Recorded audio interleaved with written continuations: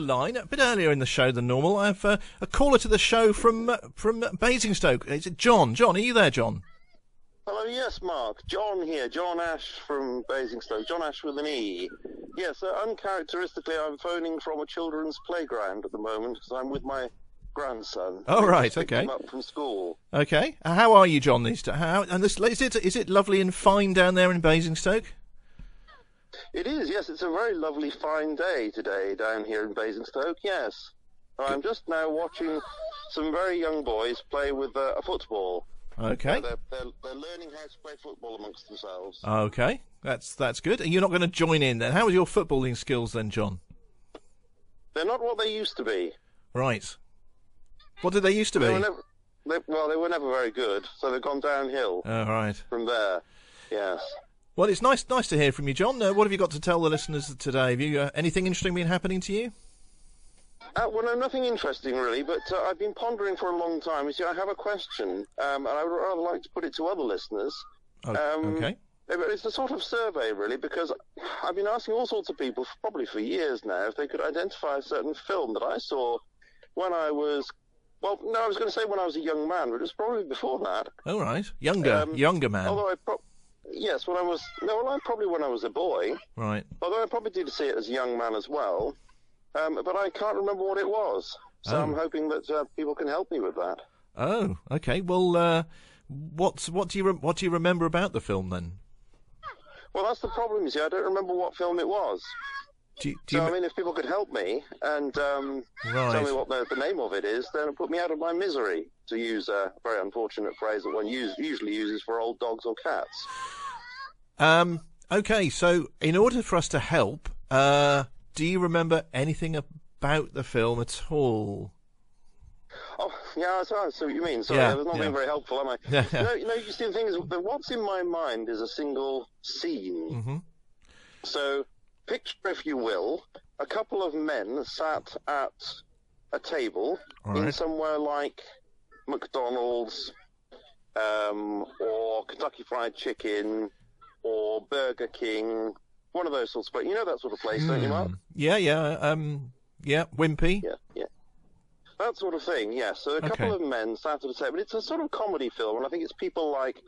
I don't know, Jack Lemmon or Walter Matthau, Elliot Gould, that sort of person. So it's an American film, and they're sat there and they're waiting for their meal to be brought to the table. Okay. And they're talking about the plot, whatever it is. And then there's just this moment where the camera looks into the serving area, or the kitchen serving area, and you see this young man preparing a hamburger, and he just spits onto the burger and then puts the bun on top. Right. And then the next thing you see is that this same bun is being delivered to the table, and they eat it, and off they carry on with their conversation. And it's astonishing. It's only a few seconds, and it's stuck in my mind, and it's informed me, Mark. It really has. I won't go to places like McDonald's and Wimpy and all those other places I mentioned. I just won't do it, just in case. Gosh. Well, I mean, I suppose it sounds like it was a comedy film then, does it? I mean, I don't suppose this thing happens all the time. It was certainly a comedy film. Well, it may happen all the time, but I mean, this was a comedy. Yes, it was. But I have this feeling that really it was a sort of commentary on, what, not just what could happen, but what probably does happen from time to time. And maybe people unwittingly... get that in their burgers. Right. That's put me off. Well, of course, I mean, it might well go on in all sorts of places, mightn't it? I don't know if do you ever eat out in anywhere that's not McDonald's or whatever? Do you actually go to restaurants or anything like that? Oh, yes, well, we go to much higher class places than that. I can't imagine somebody who's, got a proper career in cooking, a chef or something like that would risk their career by spitting into somebody's food and mixing it in. I mean, it's not quite so easy to hide it as well. And then the other thing is, I'm not speaking from experience, I'm just guessing there. But the other thing is that, when you go on a long journey, a motorway journey, and you stop at, a service station, you pick up some sandwiches, I also wonder about that. I mean, that's even more, detached. What, people... from the... You think people spit in your sandwiches at motorway service stations? No, how would you know? I mean, it's not even like in the adjacent room, is it? The serving area and then the eating area. Could be somebody in some place 100 miles away who's made the sandwiches earlier that morning could have had the whole morning having a good old spit in everybody's sandwich. You never know. I mean, do you sometimes when you have something like, tuna mayonnaise... Yeah, I was going to say, it depends what soup they're going to spit into, really. I mean, I suppose cream of mushroom, that might go relatively unnoticed. Yeah, you're right. This has a sort of texture to it, doesn't it? I mean, what about... I don't think I'll be ordering that anymore. No. I mean, do you... No. Presumably, I mean... Oh, dear. Where do you eat that's posh then in Basingstoke? Where would you go to avoid that kind of spitting? Well, there are some rather nice restaurants, but, advertising and all that, Mark. Oh, yeah. No. Fair enough. Although ordering tomato... But you didn't say tomato soup, did you? No. So you said mushroom soup, because it has that sort of sliminess. Yeah, I'm going to be saying, waiter, there might be a spit in my soup. They might say, well, don't speak too loudly, sir, because everybody might want one. Yeah, it doesn't quite work, does it? No, it doesn't. No, I'm not very good at telling jokes, but, there's some evidence of that.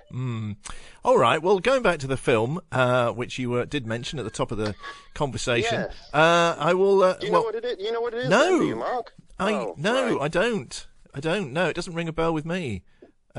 Spitting, the spit doesn't ring any bells. I'm okay. not making it up. It really is a film that I saw when I was a child and possibly as a young man thereafter. Right. Well, look, what I'll do is, anybody listening out there who are listening to the show, please drop me a line, text me or whatever on... what's the text number? Here we go. 01322.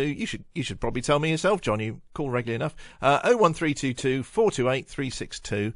Text in, call in, and I will read out any of your suggestions up until 5 o'clock. How's that, John? That's the best I can do. Oh, I'm sure it's the best you can do. Why don't you say... it's very good, but why can't you say something like, and there's, 50 quid... in the post, if you get the right answer. Well, we rely on volunteers. We don't have much money. I mean, if you're suggesting that you could pay somebody 50 quid, we could go for that. No, I wasn't. No, I thought perhaps you could do it, Mark, because I was under the impression that you had remuneration for what you do. No, we're all strictly volunteers here, John. Oh, right, okay. Well, I could make it 50p, I suppose. No, actually, no, I don't think I will. Okay. All right, look... we'll put that call out to the regular listeners to the Mark Campbell Show. Before you go, it sounds like it's all going on there. It sounds pretty chaotic. It is. Can I just say that one thing I can offer is a big thank you. So if somebody does come up with it and they're prepared to come on the telephone with me, then the next time they say who they are, and then I can say, oh, well, thank you very much. Okay. Oh, all right. That's better than... I'm not sure it is better than 50p, but no, that's appreciate the thought, John. Thank you for that. Okay. Do you have something you'd like us to play? Yes, I do. I'd like to have Denise, please. Oh, right, the Blondie. Yep, absolutely. We can get that sorted for you. Denise, not by Blondie. Oh. Much as I like her. Right. She's very pretty, but I don't like the song that she did called Denise, because that's actually another version of a song that was produced by Randy and the Rainbows. Now, I did used to, although that does actually predate me considerably. Well, not actually, you know what I mean. I when I was about 3 years old or whatever it is, or 1 year old, I wasn't actually bopping, in the pram. No. But as a young man, I did enjoy that, and I thought that it was better than her version, Blondie's version. What, Debbie Harry's? No, Blondie. I thought it was better because it was smoother, Trouble with her version is it's all sort of punky and hard-edged, and I normally like that, but if you're taking a song that already exists and you're changing it to that seems to be a bit like, I guess on the wall, really. I guess Debbie Harry was a bit of a part of the punk scene, wasn't she? I suppose that's what you expect, really. Why did she do a version as well? I mean, all I know is I know the first one and I know the Blondie one. Did she do one as well? Well, I mean, Blondie's name is Debbie Harry.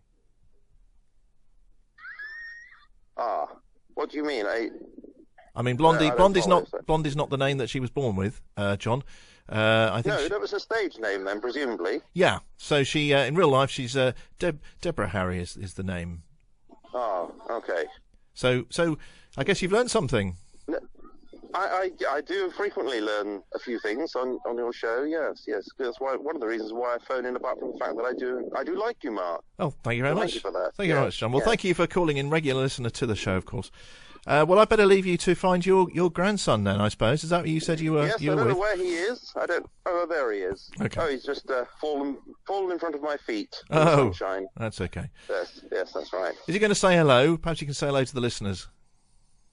Yes, hello listeners, and in anticipation of one of you out there helping me out with this name of this film that I've described, then thank you very much. Well, I meant him actually saying hello, but don't worry. Thank you, John. You've done it for him.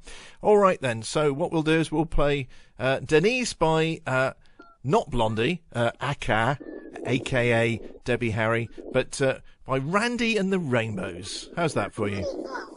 Yes, thank you very much. That's very good. And can I give a shout-out to Maud this week, Absolutely, please? absolutely. Of course you can.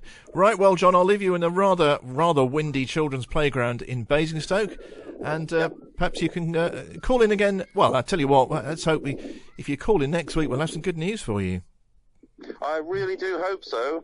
Yes, that will be great, Mark. As usual, great show, nice to be on. It's always good when I phone in that you lift up the receiver and you say, we have a listener from Basingstoke, and you welcome me onto the show. Great show, always enjoy it. Thanks very much, Mark. No problem, John. Lovely to speak to you. Speak to you again next week, hopefully. Absolutely. Bye-y, bye. Bye-y, bye-bye. Darren's Valley's radio station.